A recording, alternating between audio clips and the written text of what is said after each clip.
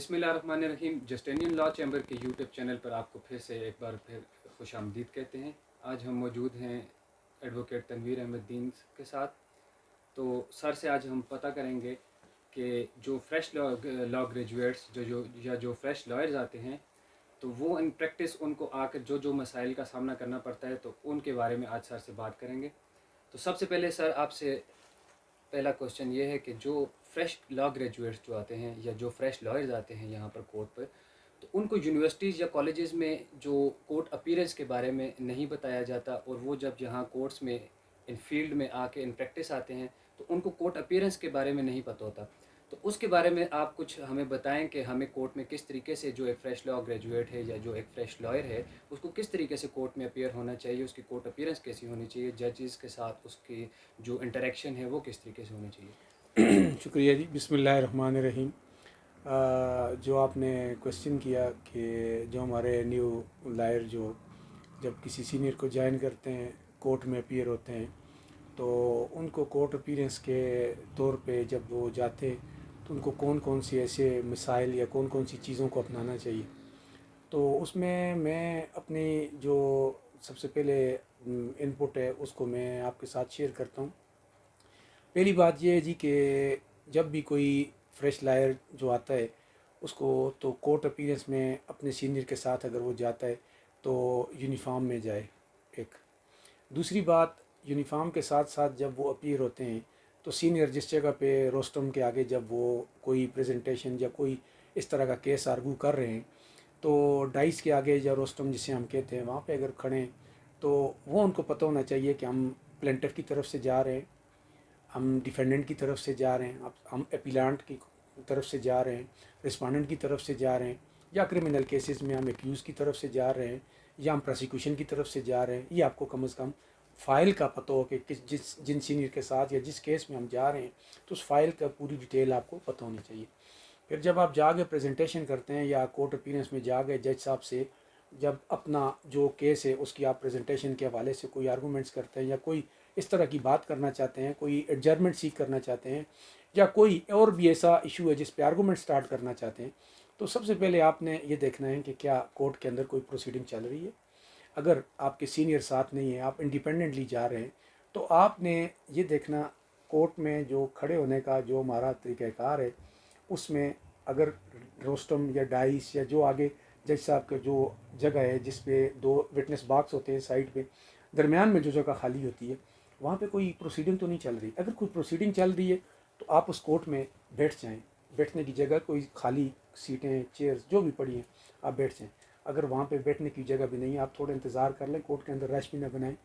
किसी प्रोसीडिंग के अंदर कोई खलल ना डालें, कोई इस तरह का ना हो कि क्लाइंट खड़े हैं आप उसके साथ, क्योंकि वकला का एक जो है बिहेव इस तरह होना चाहिए कि वो प्रॉपर डेकोरम के साथ कोर्ट के अंदर, क्योंकि कोर्ट का भी एक तकद्दस है, आपका भी एक अपनी रिस्पेक्ट है, आप अपनी रिस्पेक्ट का भी और बाकायदा कोर्ट की जो डेकोरम है उसका ख्याल रखें।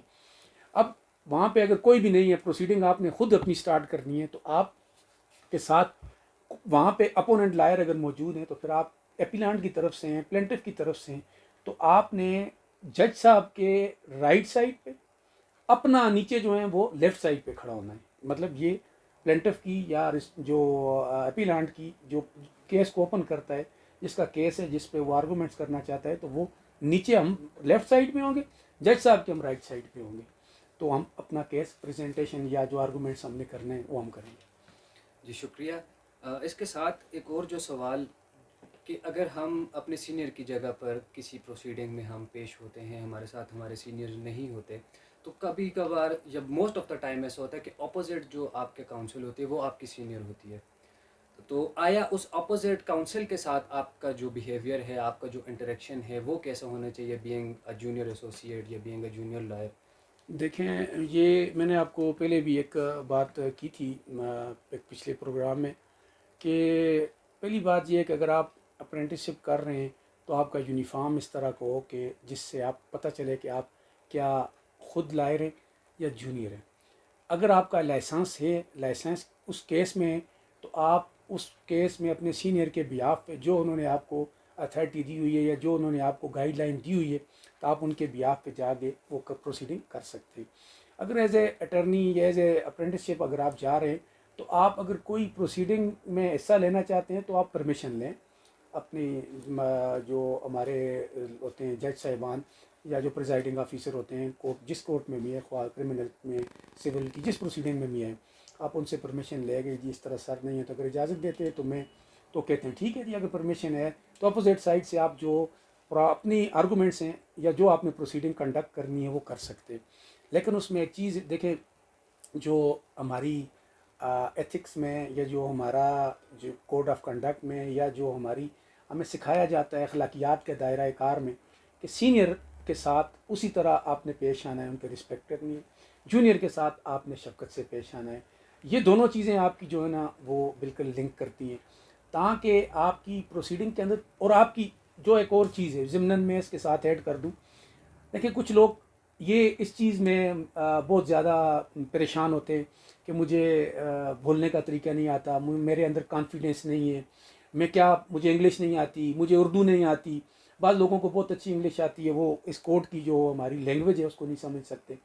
वो इस तरह के ज़्यादा प्रोसीडिंग जो आपकी एफआईआर से लेके जो आगे तक जो पुलिस कंडक्ट करती है वो सारी उर्दू में, और उसके अंदर बहुत सारे अल्फाज पुराने फ़ारसी के वो शामिल हैं। इसी तरह आपकी जो रेवेन्यू की जितनी लैंग्वेज है उसके अंदर बहुत सारे अल्फाज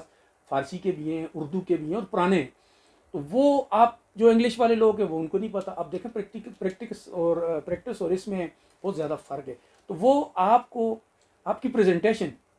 जो आपकी जो कन्विंसिंग, जो आपका कम्युनिकेशन गैप वो नहीं होना चाहिए। देखिए आप पुल का किरदार अदा करते हैं। जो लायर होते हैं, जो हमारे कौंसल होते हैं, जो एडवोकेट हैं, वो जब कोर्ट में अपने क्लाइंट के बिहाफ पे उनकी बात को कानून के दायरे में जज के साथ शेयर करते हैं, तो वो बात आप पुल का किरदार अदा कर रहे हैं, आप दरमियान में। तो आपकी जो आवाज़, आपके जो अल्फाज ये इस तरह के हों, बड़े शाइस्ता हों, बड़े हम्बल हों, और उसके अंदर कोई ऐसी चीज़ ना हो कि जिससे कोई गलती हो, जिससे कोर्ट का डेकोरम मुतासर हो, जिससे किसी क्लाइंट की इज्जत मजरू हो। ये चीज़ें आपने ख्याल कर, आपने केस तक, अपनी फ़ाइल तक अपने अल्फाज का ख्याल रखना है, चुनाव करना है। आपकी गुफ्तगू ऐसी हो, बिल्कुल प्रिसाइज हो,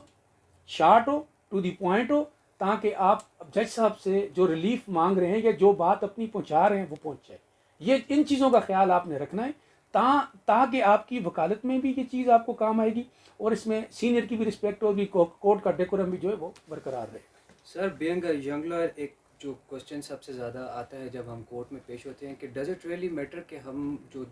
जज जो या जो प्रिजाइडिंग ऑफिसर बैठा हुआ है उसको क्या क्या के कम्युनिकेट करें, योर ऑनर, माय लॉर्डशिप या सर, या कौन से वर्ड्स से उनको देखिए इसमें इस तरह है जी कि बहुत सारी हमारी सुप्रीम कोर्ट से लेके लोअर जुडिशरी तक जो हमारी कोर्ट में जो हमारे सीनियर लायर जब अपीयर होते हैं या हम अपीयर होते हैं, उसमें एक लफ्ज़ है जिसको लॉर्डशिप के तौर पे यूज़ किया जाता है। इसमें बहुत सारा हमने सीनियर से और बहुत सारी जगहों पे पढ़ा भी है,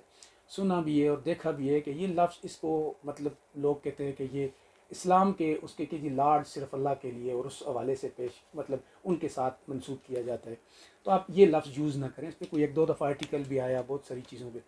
आप जो नॉर्मल जो लफ्ज़ हैं उसमें जो कोड में आपने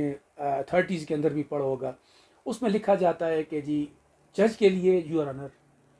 जो अदब से मतलब एक ऑनरेबल लफ्ज़, वो जो फाजल जज जिस तरह यूज़ किया जाता है। और इसी तरह जो लायर है, जो एडवोकेट हैं, जो मतलब अपनी प्रोसीडिंग कंडक्ट करते हैं, तो उनके लिए लर्नड काउंसिल इस यूज़ किया जाता है। आप देखें आर्डर शीट्स देखें, आप आर्डर ये जो जजमेंट्स हैं उसके अंदर देखें, ये दो लफ्ज़ आपको मिलेंगे। ये जो हमारे इस कोर्ट प्रोसीडिंग में ज़्यादा ये अल्फाज यूज़ होते हैं, मतलब हाई कोर्ट से सुप्रीम कोर्ट में या नीचे जो हमारी प्रोसीडिंग है उसमें, क्योंकि हमने उस कोर्ट की रिस्पेक्ट करनी है, अल्फाज ऐसे अल्फाज का चुनाव करना है। और वो देखें साथ साथ ये भी हमने देखना है कि हमारी रवायात और इस्लामी उससे हम पीछे ना चले जाएं, कि हमारी कोई ऐसी चीज़ कि जिससे इस्लाम के मुनाफी या जो हमारे वज़ा करदा असूल है उनसे हम मुनाफी ना हो। जी व्यूअर्स, तो ये थे तनवीर अहमद दीन, एडवोकेट, हाई कोर्ट। तो इस आगे भी साथ साथ हम अपने इस यूट्यूब चैनल पर वीडियोस बनाते रहेंगे। अगर आपको कोई टॉपिक ऐसा लगता है जिस पे हमें वीडियो बनानी चाहिए, या आपके जहन में कोई ऐसा क्वेश्चन है लॉ से रिलेटेड या प्रैक्टिसिंग से रिलेटेड, तो आप कमेंट सेक्शन में हमें कमेंट्स में बताइए और हम कोशिश करेंगे कि हम उस टॉपिक के बारे में, उस बात के बारे में वीडियो बनाएं। Thank you.